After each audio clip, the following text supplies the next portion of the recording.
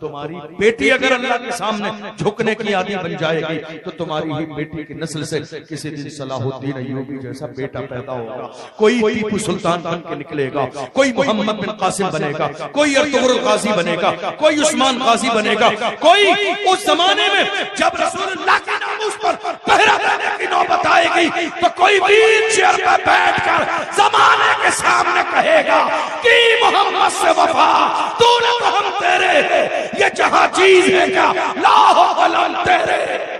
हालत ये हो गई, हमारी कौम कितनी बुज़दिल होती चली जा रही है, जवान कितने बुज़दिल हैं।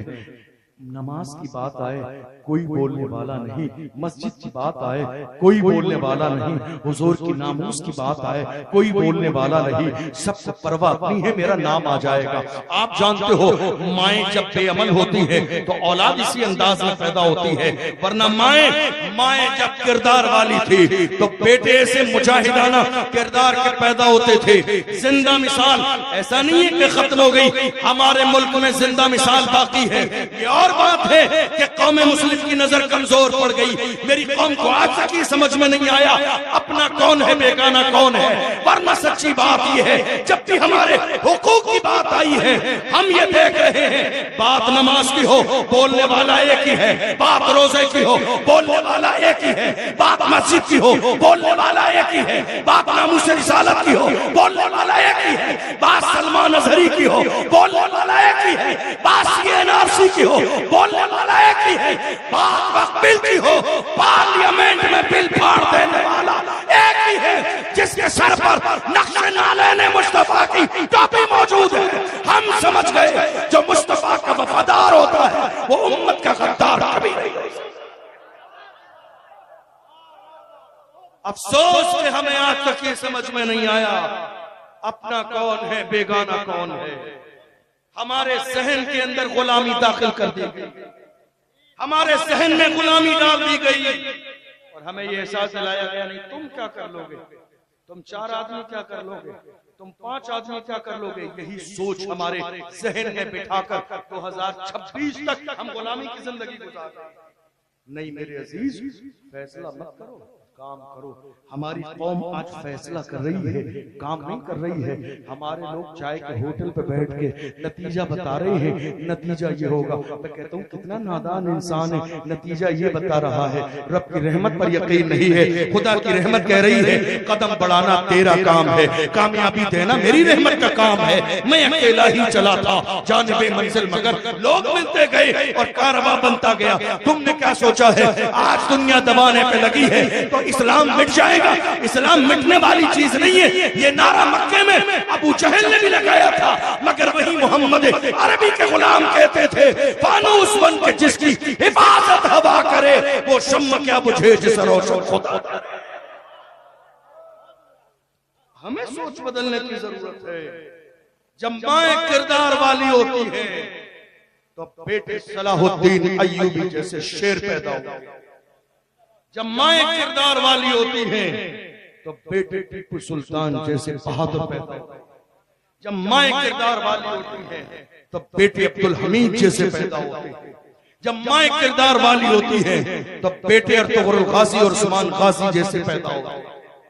मैं अपनी माओं से हाथ जोड़ के कहता हूं, आप देख लीजिए क्या पेट के अंदर बच्चा हो असर पड़ता है या नहीं पड़ता है माँ के कुछ करने न करने का। डॉक्टर जानते हो क्या कहता है आज की तारीख में? आखिरी जुमले दे रहा हूं आपको। डॉक्टर क्या कहता है? डॉक्टर कहता है माँ को अच्छा खाना खिलाइए ताकि बच्चे की सेहत अच्छी हो। क्या मतलब? माँ अच्छा खाना खाए तो सेहत किसकी अच्छी होगी? बच्चे की। क्या कहा जाता है? डांटना नहीं, बीवी हामिला है डांटना नहीं, डिप्रेशन रहेगा, डिप्रेशन रहेगा तो बच्चा कमजोर हो जाएगा। खुश रखो, अच्छी बातें करो, अच्छा खाना खिलाओ, अच्छा अंदाज इख्तियार करो, तो कि तुम जितने कूल रहोगे तुम्हारी बीवी जितनी खुश रहेगी, तुम्हारे बेटे पर तुम्हारी औलाद पर उतना अच्छा असर पड़ेगा। इसका मतलब ये हुआ सेब खाने का असर पड़ता है, पानी पीने का असर पड़ता है, खूबसूरत जो है बच्चा पैदा होने के लिए अच्छी ग़िज़ाएं खाने का असर पड़ता है, खुश रहने का असर पड़ता है। तो आज के जमाने में यही माँ अगर सजदा करे है तो क्या सजदे का असर नहीं पड़ेगा? क्या कुरान का असर नहीं पड़ेगा? क्या दीन का असर नहीं पड़ेगा? काश के मेरी माएं आज के जमाने में तहज्जुद की आदी बन जाए। इंशाअल्लाह बेटा किसी जमाने में हसन बसरी की तरह पैदा होगा, बायजीद की तरह पैदा होगा, मखदूम सिन्ना की तरह पैदा होगा। शर्त इस बात की है कि हमारे घर में मुसल्ले बिछाए जाने। हमारे यहाँ कुरान नहीं पढ़ा जा रहा, कुरान खोला नहीं जा रहा है, कुरान पढ़ा नहीं जा रहा है। सिर्फ मोबाइल का सबसे ज्यादा इस्तेमाल मर्दों में भी है, औरतों में भी। आपको एक रिवायत सुना दूं, नुकसान क्या है। दो चार अल्लाह के रसूल सल्लल्लाहु अलैहि वसल्लम ने फरमाया, हमारे यहाँ क्या होता है, जब कारोबार आपका फेल हो जाता है ना, आपके घर की औरतों को खबर मिल जाए तो आपके जहन में वो डाल देती है, नहीं किसी ने कुछ करा दिया। आपके काम की बात कर रहा हूँ, 2-4 मिनट बस। किसी ने कुछ करा दिया है, किसी बाबा से जाके मिलिए, मर्द न जाना चाहे, औरतें फोर्स करके उसे भेजती हैं किसी पीर साहब और बाबा के पास। क्या वाकई किसी ने कुछ कराया है? कारोबार क्यों फेल हुआ? आइए हुजूर की बारगाह में चलते हैं। मेरे आका इरशाद फरमाते हैं, जो इंसान दुनिया में जिना करता है 6 मुसीबतें आती हैं उसकी जिंदगी में। 3 दुनिया की जिंदगी और 3 आखिरत की जिंदगी। पहली मुसीबत अल्लाह के रसूल ने फरमाया, उस इंसान के चेहरे से नूर खत्म कर दिया जाता है, चेहरा बिगाड़ दिया जाता है। हमारे जवान क्या सोचते हैं? हमारे जवान सोचते हैं शादी आएगी, वलीमा और अकीका आएगा, 4 दिन पहले किशनगंज चौराहे पे जाके 2000 रुपए का फेशियल पैकेज लेंगे, चेहरा रगड़वाएंगे, हमारे चेहरे पे नूर आ जाएगा। नहीं मेरे अजीजों, जिसके चेहरे से खुदा ने नूर छीन लिया हो, दुनिया की कोई क्रीम उसके चेहरे को नहीं चमका सकती। जिसके चेहरे को खुदा ने बिगाड़ दिया हो जिना की नहूसत की वजह से, उसके चेहरे को दुनिया का कोई फेशियल चमका नहीं चमक सकता है। जिसके चेहरे से नूर को खत्म कर दिया हो, दुनिया की कोई दौलत उसके चेहरे को रौनक नहीं कर सकती। याद रखो, इसलिए अल्लाह के रसूल ने फरमाया जिना से बचो, इसलिए कि जिना करने वाले के चेहरे से नूर खत्म कर दिया जाता है।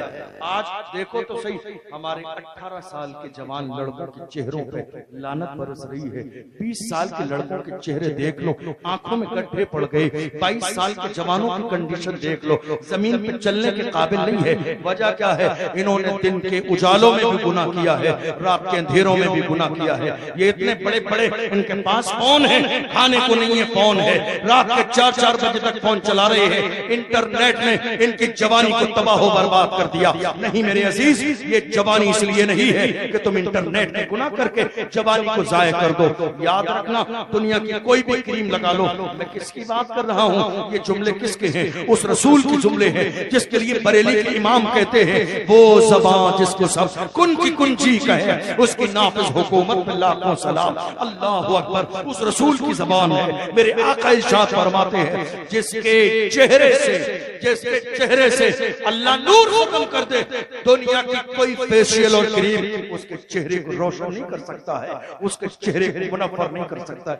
चाहते हो तुम्हारा चेहरा चमक जाए, नुस्खा दिया गया है इस्लाम ने। चाहते हो चेहरा चमक जाए, 5 वक्त के साथ रात के अंधेरे में 4 बजे उठ के तहज्जुद की आदत डाल लो, तुम्हें दुनिया की किसी क्रीम की जरूरत न पड़ेगी। अल्लाह तुम्हारे चेहरे को चमका देगा। मेरे आका से पूछा गया, या रसूलल्लाह दूसरी मुसीबत क्या है? मेरे आका ने इरशाद फरमाया, जो इंसान जिना करने लगे, जिना का आदी हो जाए, किसी भी तरह जिना करे, दूसरी मुसीबत उसकी जिंदगी में यह आती है कि उसके कारोबार से बरकत को खत्म कर दिया जाए। आप गौर कीजिए, क्या सोच रहे हैं?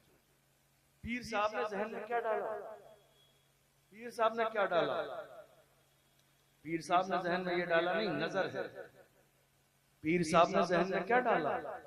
पीर साहब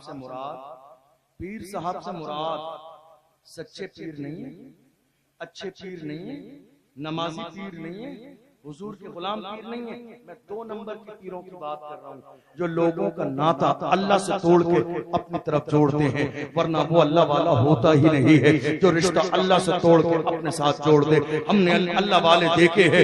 बायजीद बुस्तामी फाहिशा औरत के दरवाजे पे जाके बैठ गए थे और उस औरत से कहा था दिन की कीमत बता, कीमत दे दी। उस औरत ने कहा करना क्या है? फरमाया गुस्ल कर, वुजू कर, पाक लिबास पहन ले। पाक हो गई, फरमाया 2 रकात नमाज पढ़ ले। सजदे में गई, सजदे में जाने के बाद बायजीद ने हाथ उठाए और कहा मेरे मौला सजदे तक लाना मेरा काम था, अब इसके दिल को बदलना तेरा। जो अच्छे पीर होते हैं, सच्चे पीर होते हैं, बाबू हुजूर की तरह वो लोगों को अपनी तरफ नहीं झुकाते हैं, वो लोगों को पकड़ के अल्लाह की बारगाह में झुकाते हैं। हमारी हालत क्या हो गई? किसी ने कह दिया नहीं नजर है साहब, अब नजर का इंतजाम कराइए। किसी ने कुछ करा दिया, अरे यार खुदा तो मेरे आका का फरमान सुनो। हुजूर ने फरमाया जो इंसान ज़िना करेगा ना, उसके कारोबार से बरकत को खत्म कर दिया जाएगा। अब कोई चीज, कोई ताबीज, कोई घंटा, कोई नक्श काम नहीं आएगा जब तक कि बंदा जो असल बीमारी है उसका इलाज ना करे। तुम जानते हो तुम्हारी जिंदगी में परेशानी किस बात से है? आंखों का ज़िना करते हो, सच्चे दिल से तौबा करो। हाथों का ज़िना करते हो, सच्चे दिल से तौबा करो। ज़बान और कान का ज़िना करते हो, मैं ये नहीं कह रहा हूं कि आप मजमे में खड़े हो जाओ, इसकी जरूरत नहीं है। तुम जहां भी रहो, घर के अंदर एक आंसू अल्लाह के डर से निकाल दोगे, बड़ा करीम है वो परवरदिगार, वो तुम्हारे गुनाह को माफ कर देगा। मेरे रसूल फरमाते हैं अन्नदामत तौबा, गुनाह पे शर्मिंदा हो जाना ही तौबा, बस शर्मिंदा हो जाओ, अल्लाह गलती हो गई है, अनजाने में गुनाह हो गया, तुम शर्मिंदा जरा सा हो जाओ, अल्लाह माफ कर देगा, वो बड़ा करीम है। मेरे आका फरमाते हैं जो जिना का आदी हो जाता है ना, किसी भी अंदाज में जिना करता है, उसके रिज़्क़ से बरकत को खत्म कर दिया जाता है। या रसूल अल्लाह, तीसरी मुसीबत क्या आती है? मेरे आका ने फरमाया जिना करने वालों की उम्र कम कर दी जाती है, मौत उनके दरवाजे पे जल्दी आती है। देख नहीं रही हो, आवाज आ रही है, फुला का 4 दिन पहले फोन आया था, आज मौत की खबर आ गई। कोई 2 दिन पहले मिला था, आज मौत की खबर आ गई। कोई कल शादी में मिला था, आज मौत की खबर आ गई। कोई 4 दिन पहले हमारे घर आया था, मौत की खबर आ गई। मेरे आका इरशाद फरमाते हैं जो इंसान ज़िना का आदी हो जाता है उसकी उम्र कम कर दी जाती है, मौत उसके दरवाजे पे जल्दी आती है।